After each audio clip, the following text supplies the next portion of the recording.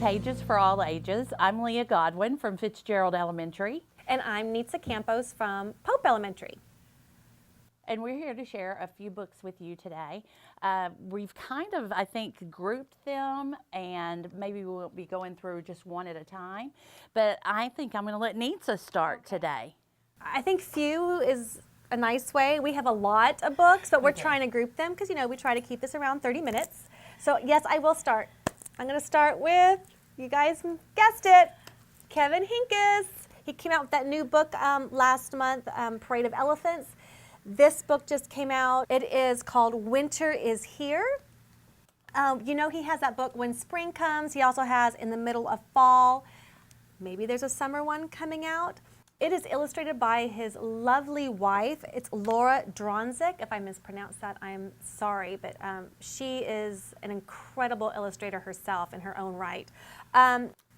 This is just another quiet, beautiful book about winter, and there's a dog. I'm a sucker for animals. Just want to show you some of the absolutely fantastic and beautiful illustrations in this book. There's a bright red cardinal, talks about the quiet snow and the clothes you wear and how winter comes in quietly but can be loud at the same time. Kevin Hinckus can do absolutely no wrong in my book. Right. Absolutely no wrong. And if you use the book, The Jacket You Wear in the Snow by Neitzel, I think is who the author is. I don't know that one. That would be a great book to pair with Winter is Here. So Well, I'm hoping a summer one is coming out. I hope so too. I want to share with you The Little Tree. This was not a book that just came out recently. It came out in 2015, but somehow I missed it completely. Lauren Long is the author and the illustrator, and it just has some very simple illustrations with really rich colors. And the whole premise of the book is the little tree does not want to give his leaves up. And so he hangs onto his leaves, and he hangs onto his leaves because he's not sure about change. And he realizes that he's not growing like the other trees are growing. So he finally lets his leaves go. Good book to talk about change. I read it to our pre-K babies today at school, and a couple of them kind of got it. One little girl said, he's got to let it go. He's got to let it go. So, great book to share this time of year for fall, Little Tree by Lauren Long. The colors are gorgeous. Gorgeous. Gorgeous. Colors, yes. Wow. Do you want to go ahead and do that one? I did want to go ahead and do this one. The reason I found Little Tree by Lauren Long is because I wanted this book. There's a hole in the log in the bottom of the lake. Now, this is a traditional song that she has written down, and when I was a little girl, it was There's a Hole in the Bottom of the Sea. But what is so fun about this book is Turtle and Snail are kind of to the side, and they're making comments about the song and the story and about the frog, and they think he's weird and gross. And they are super cute. And the turtle is so adorable. Funny. The turtle actually lands on his back, and he's like saying, "Call 911, this turtle is freaking out." And so it got a lot of laughs today. We tried to sing the song. It's not quite the same as what I grew up with, but great book, great illustrations, fun to kind of do sequencing with and to talk about what you're going to find in a lake. Are you going to sing us a bit? Oh, no, I don't think I'll sing today. Maybe another time. Because I am a horrible, horrible singer. Okay, so the last few episodes? Yes, what do you call them? our Last few episodes. I've been bringing up nonfiction books about the planets, and there was one that was called Earth, My First 4.54 Billion Years. Well, she has another one out, but this time it's about the sun. It's called Sun, 1 in a Billion. The illustrations are darling. I just love how she makes nonfiction books just so much fun. You're just reading it and you just kind of enthralled because it's like a regular picture book, but you're learning. It does have some additional information in the back of the book, but what I love is that there is a Q&A with the star of the book. And then they have like that they're asking the sun questions. It's just super cute. It gives you additional sources. So that one goes along with the Earth book. And then I found another sun book. The sun is kind of a big deal. And what I love about this one is they make the sun like he's famous, like he's the star, he's all that. I thought this would be really cute to do like a reader's theater with, or do some sort of writing. The way it's done is really cute. There's a glossary in the back. There's additional information. But if you take off the jacket, there's a poster for you. There it is. Isn't that super cute? Just precious. Yes. I just love it. The inside of the book is adorable. I just love this. I just love what they're doing with the nonfiction books. I mean, just really make it easy to read. And you know, third grade does the solar system and the planets. So I just think it makes it fun and not so much information on one page with all the nonfiction text features. I think it just precious. Another great, fantastic sun book. I love on the back how it looks like a studio audience and he's doing his show on the front. It is so cute. It is just so cute. I just love it. Love it, love it, love it. I'm done with that. Well, I have 3 books by Josh Funk, and I really would love to meet him. He must be a hilarious guy. If you know the series Lady Pancake and Sir French Toast, this is, I believe, the 3rd book in this series, and it is Mission Defrostable. Well, Lady Pancake and Sir French Toast are trying to find out why everything has frozen solid in the freezer, and asparagus is missing. So they have to enlist the aid of Baron von Waffle to help them solve the mystery. His books are very tongue-in-cheek in places. I mean, if you're the adult reading these, you're gonna find it just as funny as the kids do. Everyone is so concerned about what's happening. 3rd in the installment, the second one is The Stinky Stench, and then the first one is Lady Pancake and Sir French Toast, just them. This is the next book. If you have not read the first one, it is hilarious. I just happened to see it one day and I read it and I was just laughing out loud. It was hilarious. And I have the other 2 with me, but I had too many books to go through. I have another Josh Funk book, which is very timely. This is How to Code a Sandcastle, and a week of code is coming up. And this is through the project for girls who code. And Reshma Sajani is the person who is in that foundation. And this is about a little girl on the beach, and she takes her robot with her to code a sandcastle. And so it tells you the steps to coding and how you don't want to do the same thing over and over because it gets boring. But a really cute little girl with her heart sunglasses, and they have a lot of fun. So there's the story of them being on the beach, but also of her being very successful with coding. I thought it was a great book maybe to do some coding with, since I'm learning about coding myself. You gonna do Hour of Code? I'm going to try. I don't know if I'll be on time and do it the week that I'm supposed to, but I'll try to get it in. You don't have to do Hour of Code, the week of Hour of Code, or you don't have to. I've done it before and after. I've done it after. And maybe we'll do it more than once. I hope so. Yeah, it's whatever fits you. This is, and all my sticky notes are on the front, and I apologize. This is one of Josh Funk's new books called Lost in the Library, a story of patience and solitude. And these are the lions that are in front of the New York Public Library. Well, Fortitude notices that Patience is missing. And he can't find Patience, so he goes into the public library to find Patience because it's almost sunup and they need to be outside in front of the library lioning their posts. And I like what you did there. And so he goes to find Patience, and Patience is in the library reading some of their favorite books because Patience is the storyteller while they're sitting outside. And there's also familiar books in here that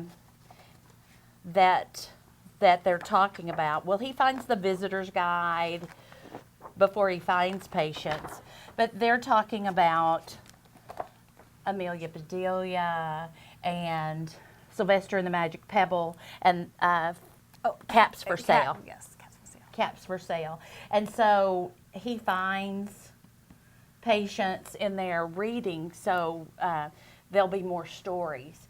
But along with the story, they talk about, they let you know that the lions have been there since 1911. They were named in the 1930s. And it shows different parts of the building, and there's a visitor's guide and all. But they will be moving the Children's Center to another building in 2020. So I think he wanted to get this written so maybe sort of as an homage or something like that. I'm not sure. But fun book, cute book. I was just at Worth the New the York read. Public Library for Christmas this past you year. were? And I went to the children's section, and the original Winnie the Pooh dolls are there. Oh, wonderful. I cried. My eyes got a little wet because I was like, oh my God. My husband's Yes. looking at me like, what's the big deal? Well, if you go back to New York, talk to Patience and Fortitude. They are in front of the library. They are named. I did not know they were named. They are named. Okay. Well, if you ever go to New Isn't York, that fun? you do have to go to the main New York Public Library. It is beautiful. They had a Charles Dickens, like some of his writing, like you see his handwriting and some notes where he was taking. Oh, wonderful. It's breathtaking. It's love it. Anyways, okay, so I was here at Library Services a few weeks ago, and I saw this art. Got really excited. Now, kind of find out the book is out. I was thinking of another book that's coming out next fall, but this book is out. It is by Jonathan Auxier. He is the author of The Night Gardener. If you want a good, fantastic, scary historical fiction book, The Night Gardener is it. Mm-hmm. And it is creepy. It is creepy. It's good. It is really good. This is Sweep. Not scary at all, even though there is a golem in the book.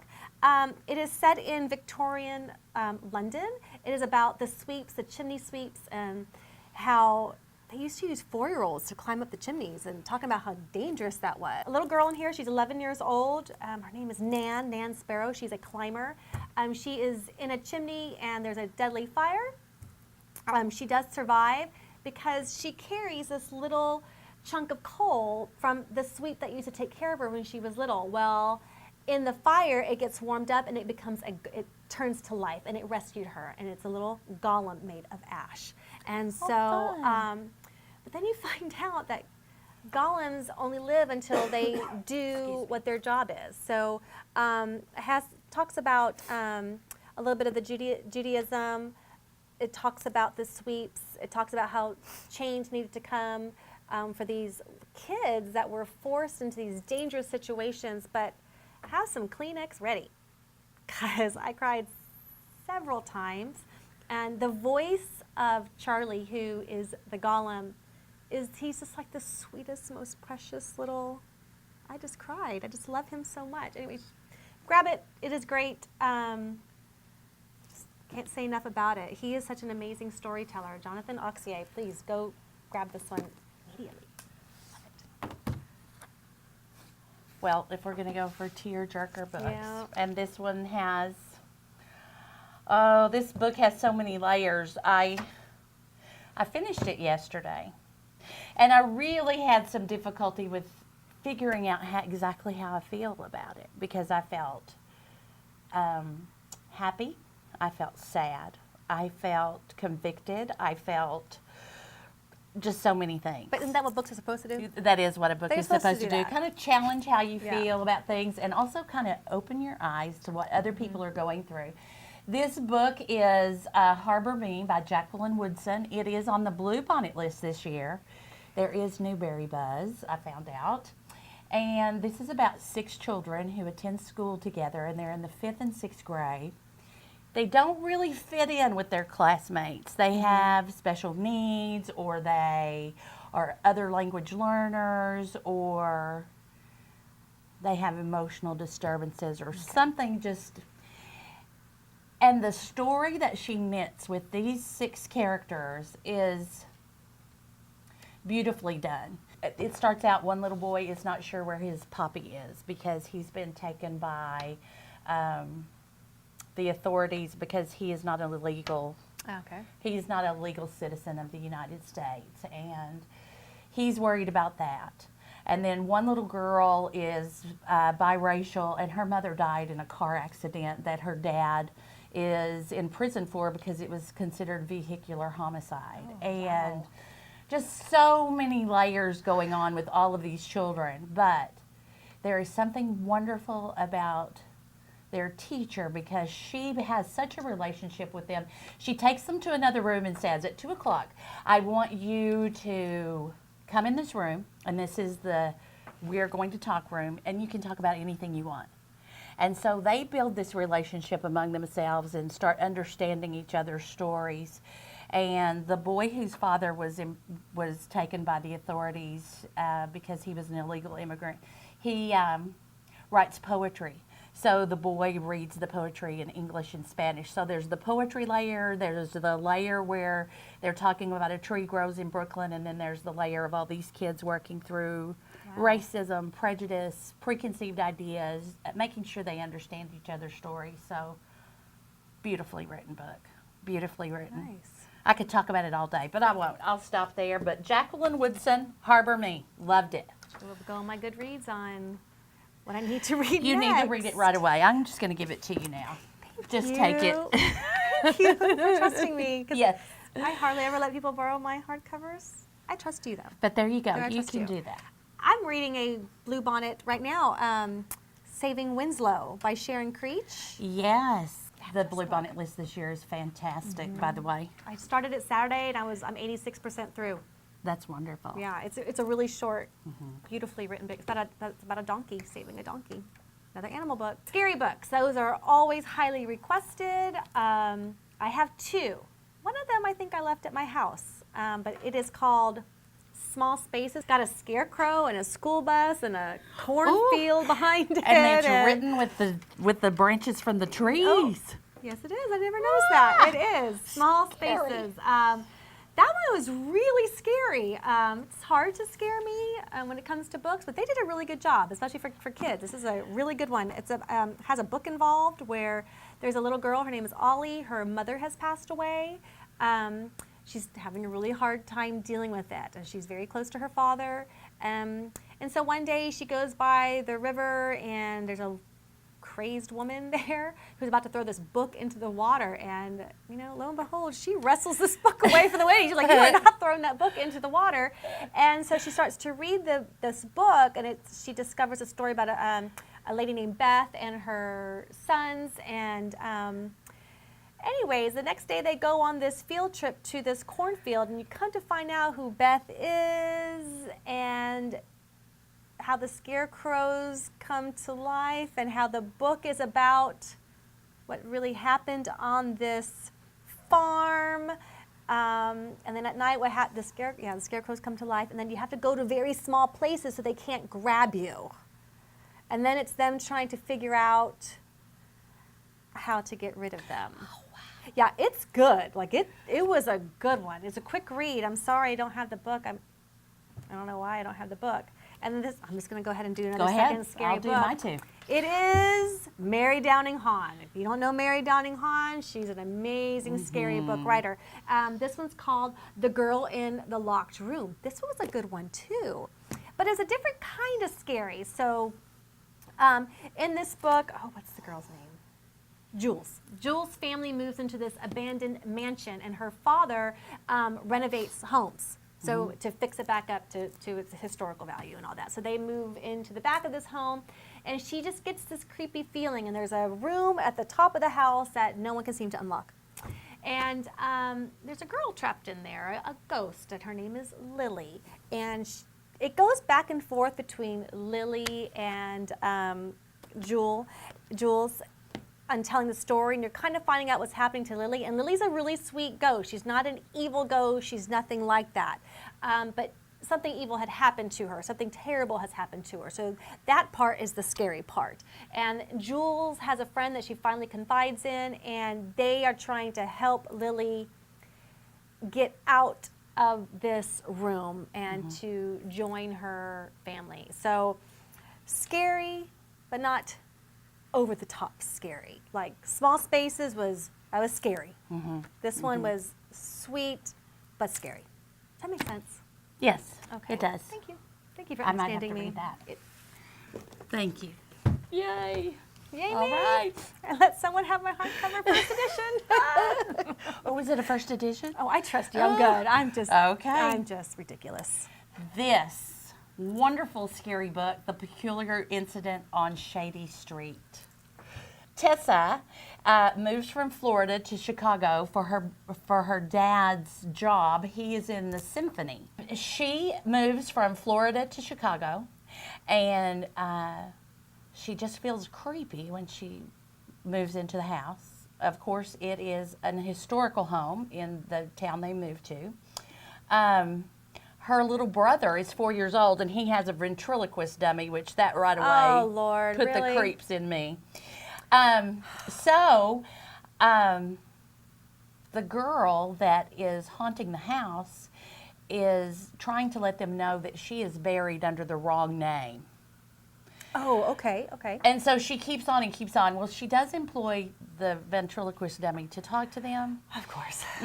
So, but then they find her death certificate and everything works out great. But creepy, threw the book across the room at one point. Oh. Was also watching The Haunting of Hill House Oh, good at the show. same time. Good show. And so, on the same day. So this was really good, but she makes some unusual friends, and one of the friends is actually a girl who loves to research paranormal activity. So You know what's funny? You mentioned The Haunting of Hill House, which is on Netflix. I was reading, where's my scary book? Oh, I gave it to you. Oh, yes. Oh, it talks about an unlocked room where Lily's in. Well, there's an unlocked room. Remember that room? That red room, not yes. unlocked. A locked room. Yes. So I was like, wait a minute, know. what's going on? Yeah, What that about was. the locked rooms in the houses? City of Ghosts, Victoria Schwab. She also writes under V.E. Schwab. This is about a young girl whose parents are actually paranormal investigators, but they think it's all a big joke. They don't believe in it.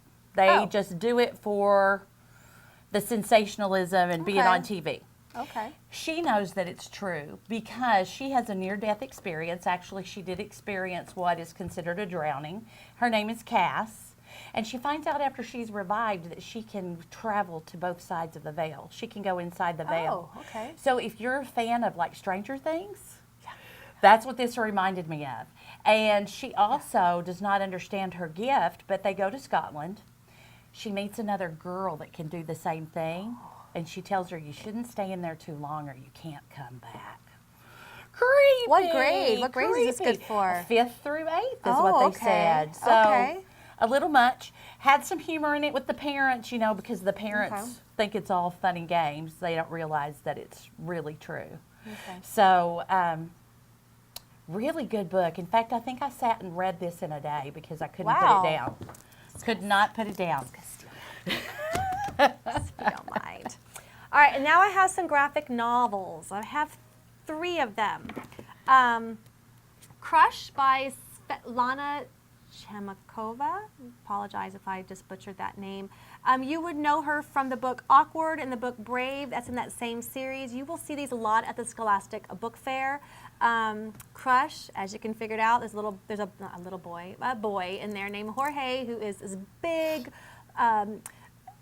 jock, but he's really sweet, kind of takes care of everybody. He's got a crush on a girl, but she has a boyfriend. Probably okay for 5th and 6th graders. Maybe I'm being a little too, sensitive about it, but it was a great book. It was a really, really sweet book. I really loved it. I loved Jorge's character, how you can be this big guy, but you can be the protector of everybody. There is a couple things they touch on in this book about not touching a girl without permission, or even a girl touching a boy without permission. That was touched on. That's a really big thing right now. My only issue with that, I've seen that in a couple books, they just graze it. It's just touched on, because I know the kids are hearing about that. I wish it was more part of a story, but I know it didn't really fit this book. I get that, but it was just kind of spoken about a little bit. But it was body autonomy, that kind of stuff that was there. Positively Izzy. This is by Terry Liebenson. She wrote that book, Invisible Emmy. You will see that also at the Scholastic Book Fair. Yes. Did you read that one? Yes. The ending has I hate to give it away. It's a really great twist at the end of Invisible Emmy. I wasn't expecting it. So I was expecting a twist here with this one. It took me a while to figure out what it was going to be. But if you have students who are Raina, big, huge fans of Raina, the Babysitters Club, and Smile and Sisters, they're going to love this. But this one has a twist also. She really gets the teen angst thing. She gets it down. She gets it down pretty good. But that one's a really cute one. And this one was one of my review books. It's called The Witch Boy. And what I found interesting about this one is challenging gender roles. Boys are supposed to shapeshift. They find out who their spirit animal is, and they can shift into that. And the girls are the ones that do spells. But he wants to do spells, and so he keeps listening in, but he's really good at spells, and he can't seem to shift. His spirit animal's not talking to him. So something happens where he gets to actually use the spells and all that, and he saves the thing. But anyways, it's challenging those gender roles. Just because I'm a boy doesn't mean I have to do that, or just because I'm a girl doesn't mean I have to do that. So anyways, this is a really good one, and this is the first of the series. It is going to be a series. So this is my last book. It is The Wish Tree by Catherine Applegate. She is a Newbery Medal winning author of the one and only Ivan, which was on the Bluebonnet list a few years ago. This book was also announced this fall on the Bluebonnet list. It's about a wish tree, and it is an oak named Red, and all oaks are named Red, I found out in this book. And of course the tree is the narrator. The social themes in this book are discrimination and tolerance. What happens is there are these two families that live in rental homes, and this big tree has been watching over these homes for over 100 years. And there's a girl that lives in one of the homes, puts a wish on the wish tree wanting a friend. In the meantime, someone comes along and writes the word leave in the trunk of the tree because her family is Muslim, I believe. Well, all of the animals and all of the trees, they get together. They want to try to make things better for her. I read that when it first came out, and I loved it. Beautiful book. Just a beautiful, sweet story, Lots of hubbub on Twitter about this book. I know for a while Catherine Applegate was giving away wish tree stickers for libraries and stuff, and I didn't get one. I didn't either. I tried, and wonderful. So take the opportunity to read it. It won't take very long.